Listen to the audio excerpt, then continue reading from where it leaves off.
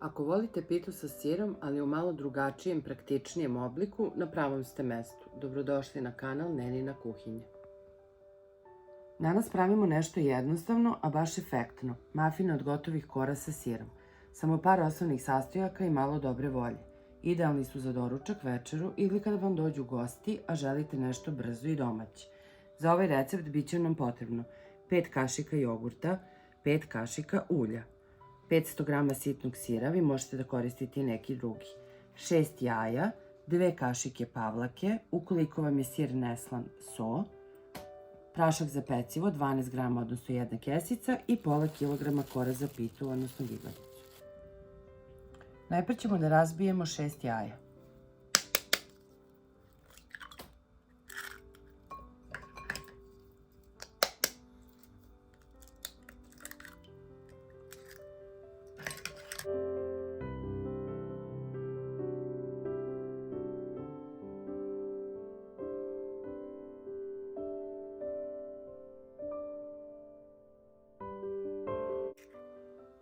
U jaja ćemo dodati so, pošto je naš sir neslan, i prašak za pecivo. Sada jaja dobro ulupimo.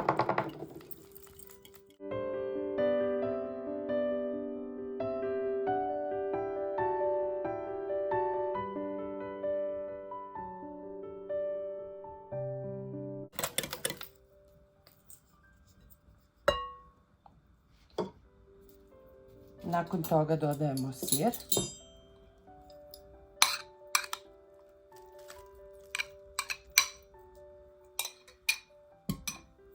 Pavlaku.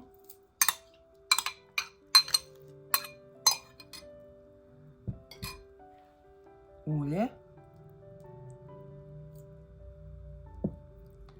I jogurt.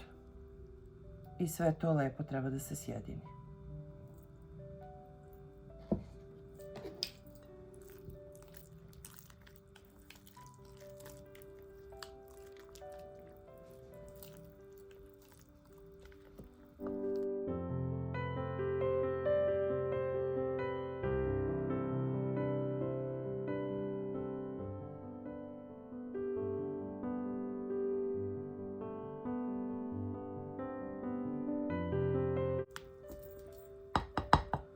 Nakon što smo sjedinili fil, prelazimo na pripremu kora. Kore sečemo na trake debljine otprilike jednog prsta. Vi možete šire, uže, kako vam odgovara. Kad ih isečemo, prebacimo ih u fil, sve dobro sjedinimo i nadev za pitu je spreman.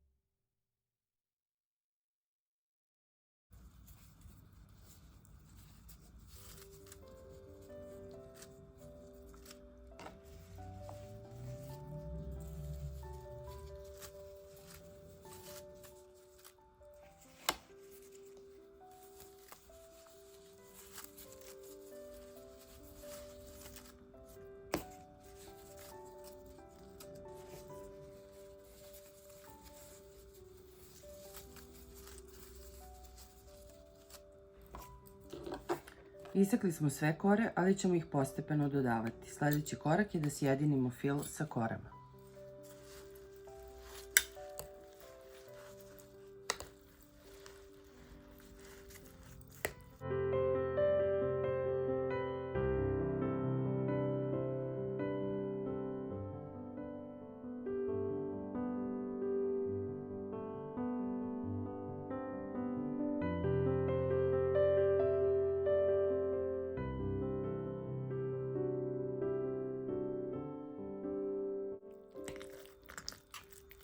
Nakon što smo sjedinili kore sa filom, prelazimo na pripremu pleha.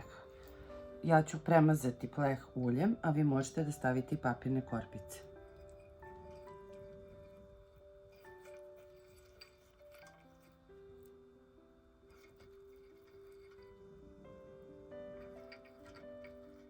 Sada punimo pleh.